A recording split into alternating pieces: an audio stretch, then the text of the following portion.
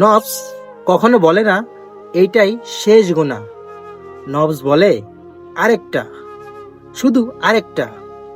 আর এভাবেই মানুষ হারামকে অভ্যাস বানিয়ে ফেলে আর আস্তে আস্তে ওই আল্লাহ থেকে দূরে সরে যায়। আমাদেরকে সবাই এটা বোঝার তৌফিক দিন, আমিন। আরে তুমি ভাবছো এখন সময় এনজয় করব আর নামাজটা পরে পড়ব, কিন্তু ভাই জান্নাত তো তোমাদের মতো যুবকদেরই বেশি চায়।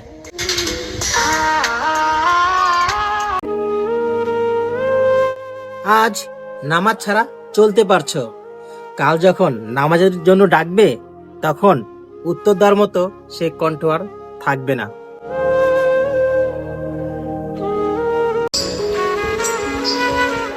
স্টোরিতে সবাই আছে কিন্তু মায়ের মুখটা নেই। রিলসে সবাই হাসে কিন্তু বাপের খোঁজটা নেই।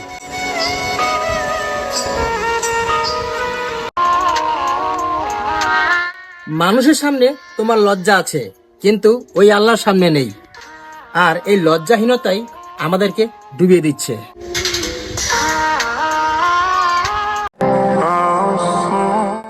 এক ফোঁটা চোখের পানি যদি ওই আল্লাহর ভয় ঝরে তাহলে ওই জাহান্নামের আগুনও নিভে যেতে পারে।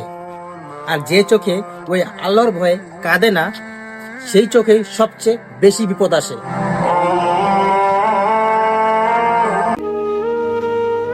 আমাদের নফস বলে তওবা আরেকদিন করো, কিন্তু মালাকুল মউত বলে না তুমি আরেকদিন বাঁচো।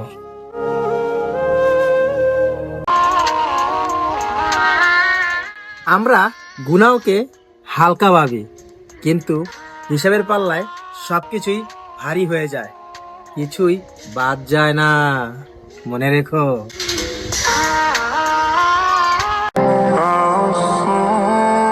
মালাকুল মউত কখনো কাউকে সতর্ক করতো না, সে আসতো আর নিয়ে চলে যেত। তার জন্যই সাহাবীরা সব সময় প্রস্তুত থাকতো। আর আমরা প্রস্তুতির নামে শুধু বাহানাই খুঁজি, শুধু আফসোস হয়।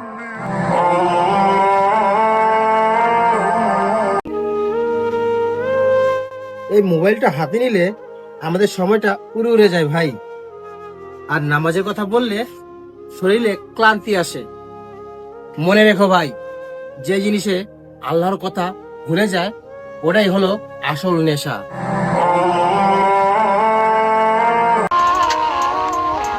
রিস্কাওয়ালা হোক বা দিনমজুর, পেটের কষ্ট সবার আলাদা হতে পারে কিন্তু গুনাহের হিসাব সবার জন্যই আল্লাহর কাছে সমান, মগজে রেখে দিও।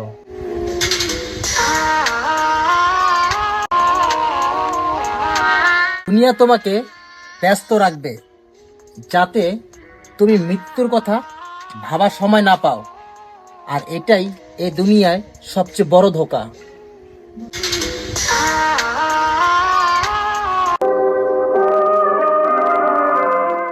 সময় নষ্ট করলে দুনিয়া কিছু বলে না, কিন্তু কিয়ামতের দিন প্রতিটা সময় সেকেন্ডের হিসাব দিতে হবে, মনে রেখো।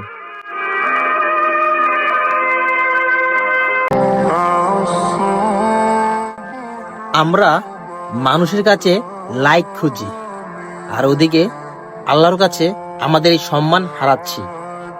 মনে রেখো একদিন স্ক্রিন বন্ধ হবে, তখন শুধু আমাদের আমলই অন থাকবে। মনে রেখো ভাই, কথাটা মনে রেখো।